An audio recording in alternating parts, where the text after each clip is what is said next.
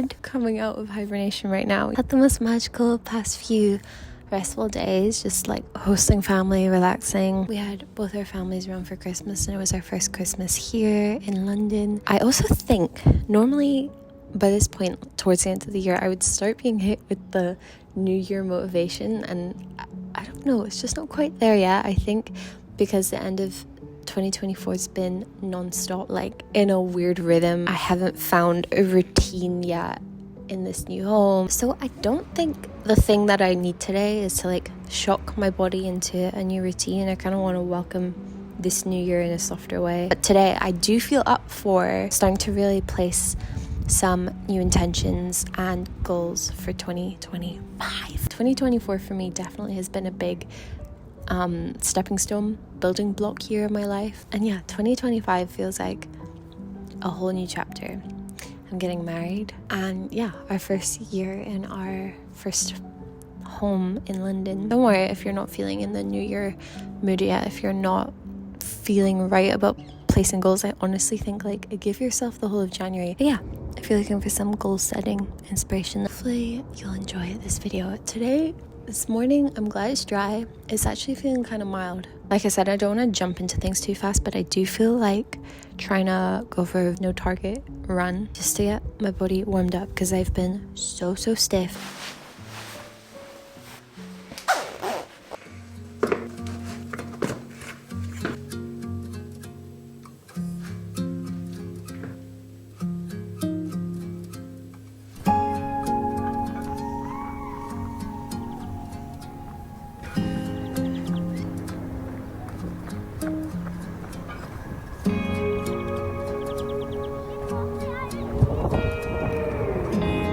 I feel so much better for that.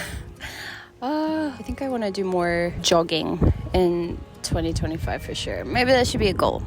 We're gonna actually think about this. I've like had time to think about goals a little, but I haven't set any. You guys saw in the last like prep reset for 2025 with me video. I'm definitely someone who gets motivated by a new year, like a fresh start, but I also am someone who dreads looking back at the goals I set for myself at the start of the year, like at the start of 2024. I think that's kind of normal. I don't know, looking back at those goals and feeling like you actually didn't achieve as much as you thought you could have, feeling like you didn't have a successful year. I'm just saying, I get it, and that is not what that means. I like to remind myself that like if goals weren't achieved, then there's a reason for it, and a lot of those times those goals aren't relevant anymore, and it's like time to, I don't know, let them go, and you will feel the weight like lifted. Or maybe it's something that took a bit longer and therefore you can carry it on to the next year.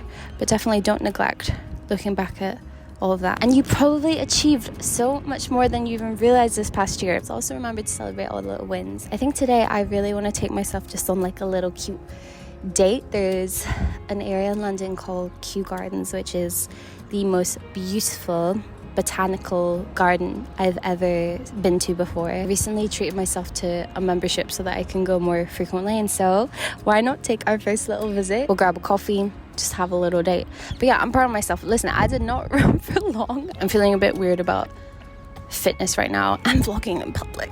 I feel very uncomfortable right now, but I definitely want to push myself more. So anyway, let's go.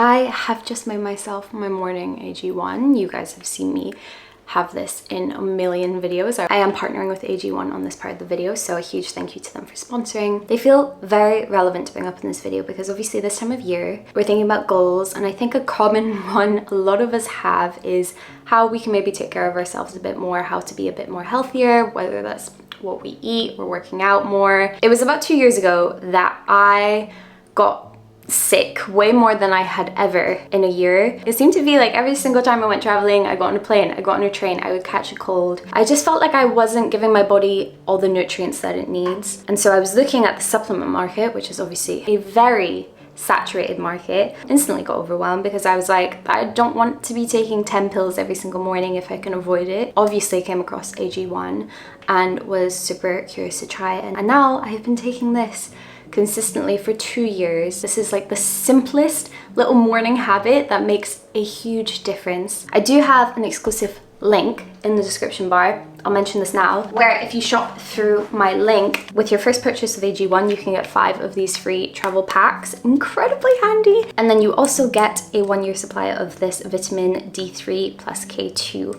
this little bottle, with your first purchase. And so, as I was saying, with it being like the new year and us all sharing our little healthy habits, this is absolutely one of my favorite healthy habits that I stuck to last year. Let me actually tell you what this is.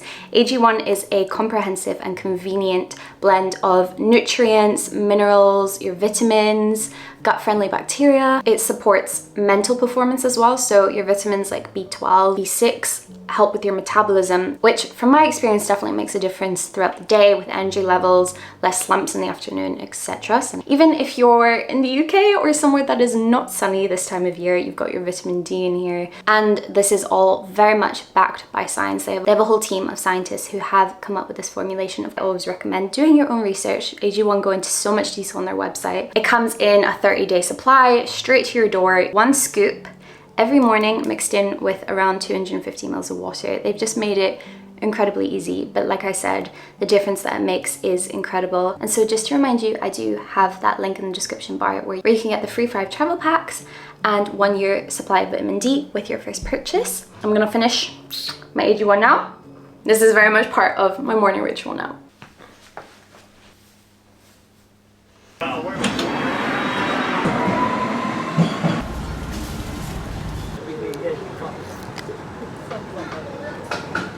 Just got a yummy little breakfast from Gail's. I'm now walking over to Kew Gardens. I've only ever been here once. We it took us ages to come here because they're not dog friendly. Obviously it's like a botanical garden, but it's so beautiful. It's definitely worth the hype if you're in London. Yeah, it looks kind of quiet as well, which is good because I kind of want to talk to you. So if it's quieter, that makes it a bit easier to vlog. This is definitely worth having a membership. Something I would not think, sorry, it's so loud. Membership to a botanical garden. Okay, where am I going? I want to go to one of the houses, one of the glass houses. Actually, maybe I should get a coffee first. No, let's go get a coffee. They also do tons of cute plants. Could I just get a latte? Medium, please. Your girl's got coffee. There's actually one of the glass houses right here, so I might go try that.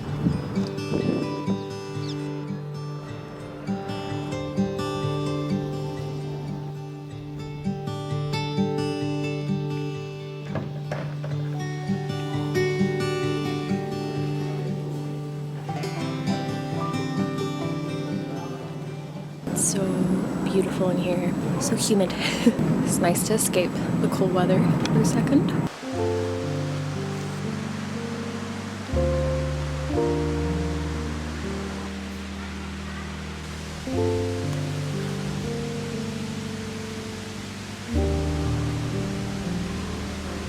I did a little bit of journaling, reviewing, reflecting, and intention setting for the next year. I actually really recommend it as an exercise that you almost go out your way and go somewhere cute, somewhere inspiring. I'm gonna start by sharing some of my reflections, learnings, lessons for 2024. Switch angles and cameras so that you can see me a little bit better. First one obviously has to be, I am so grateful to have achieved my main goal, even though it took all year, but that was to become a homeowner in London. I knew we were working towards that goal. I knew it was going to happen for us, but it's still, I feel so insanely grateful that we actually managed it. Actually quite appreciative that it was the lengthy process that it was, because it definitely taught me good things take time, even though when there's a million hurdles coming your way. This year taught me for sure that that is not the world against you. The world is not against you. There's probably a reason why you're being thrown that hurdle, and it's probably because I needed to be taught something. Second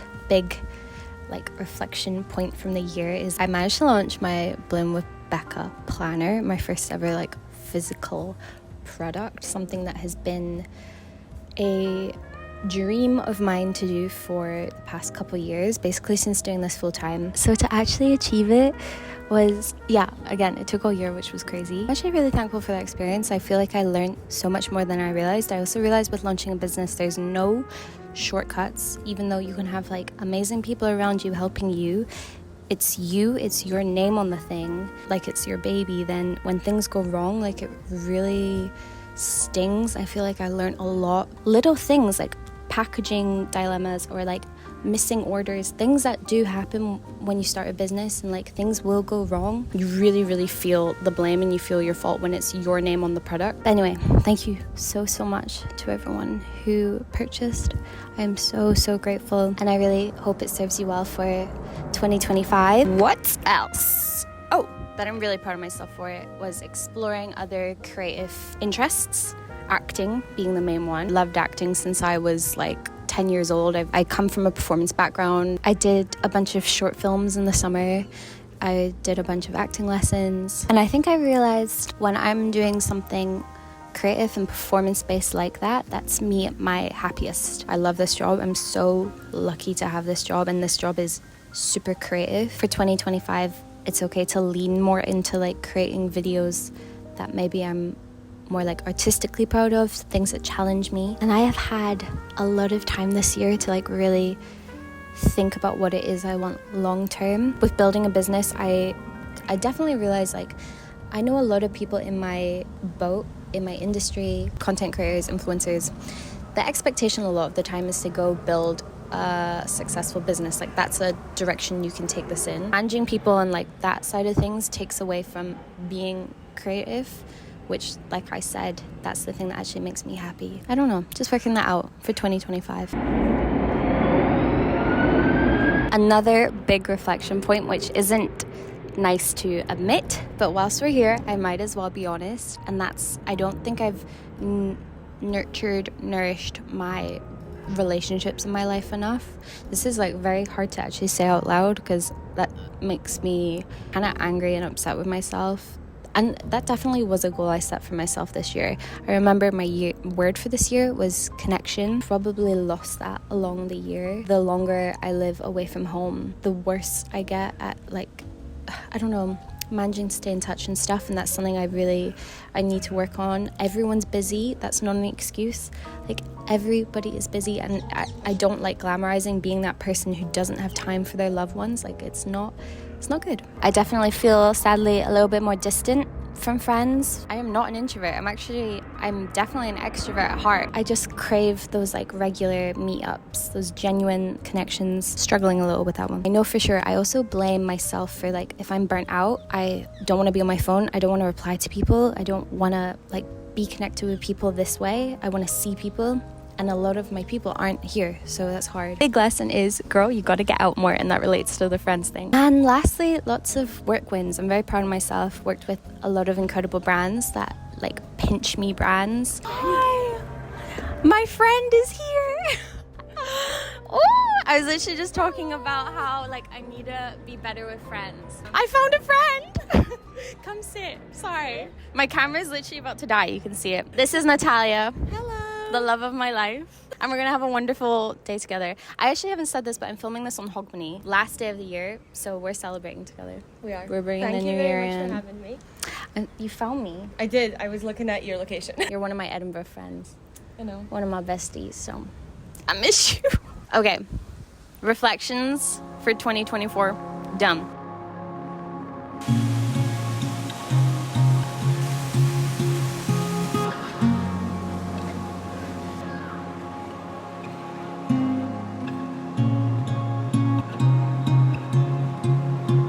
Took some time to write down my intentions. I will share them. I didn't want to do too many. I feel like I always fall into that trap of writing down way too many and just completely overcomplicating it. I kind of wanted to keep it like, I'm going to do 4 big goals, one per like category of my life. But I also came up with some intentions for the year, which are just like reminders. Do things that make you scared.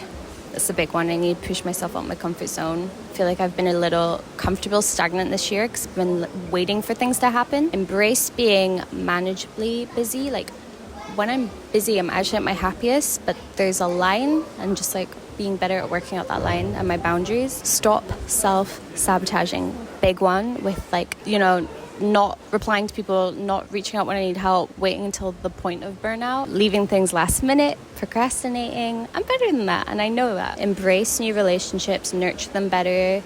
Like, you never know what can come. I need to stop being negative. I really feel the difference when I'm not taking care of my body now. Not saying I'm old, but I'm now 26. You're just gonna function better. Thank yourself later. Forget about the aesthetic goals and everything. I literally am a better, nicer human when I am moving my body, I'm eating well. I feel like this year as well has been a big year of like my interests have changed. Sometimes like less confident and less self-assured. I really want to work on that. And anyway, there we go. Those are my intentions, my reflections. I feel like I'm in a place where I can really think about setting those big goals. As you can tell, I have come home because tonight we're celebrating, so I've had a shower. I'm gonna start getting ready. We don't have any crazy plans tonight. We just have a booking at a restaurant that looks really lovely. But I wanted to finish this day with my 4 big goals and like actually coming up with a plan for them. I feel like I've definitely done this video differently to how I've done it in previous years. Previous years I would just list like 6 big goals per category: work, personal, health, relationships. This year, since I have my new Becca planner, I want to do it all in here. Yeah, as you just saw, I had the most wonderful time in Kew Gardens.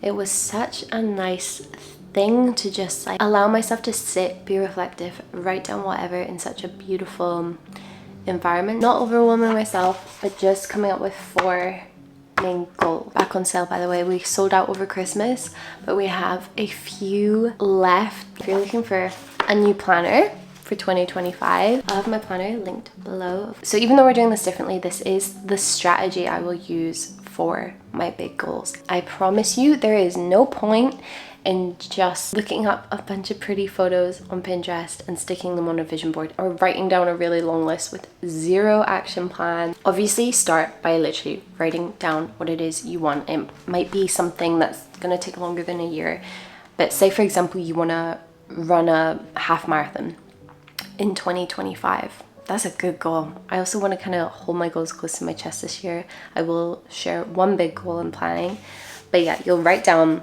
your big goal. I think it's really important to think about your why. I think we get heavily influenced by other people's goals and just what we see around us or online. And when it comes to actually giving a reason as to why you want that goal, why it's important for you, sometimes you won't be able to find an authentic answer within yourself. And then also, I will put down what is my reward. Definitely a big incentive. I don't know, it like reminds you to celebrate the wins. And then it goes into milestone 1, 2, and 3. If you give yourself a really big overwhelming goal, like write a book this year, where do you even start with that? So milestone 1, 2, 3 is to help like break it up into more manageable chunks. Finished with the game plan. I personally like to do a little table. I'll write down like a month or a date for when I want to focus on that. So say for example like you want to buy a property this year.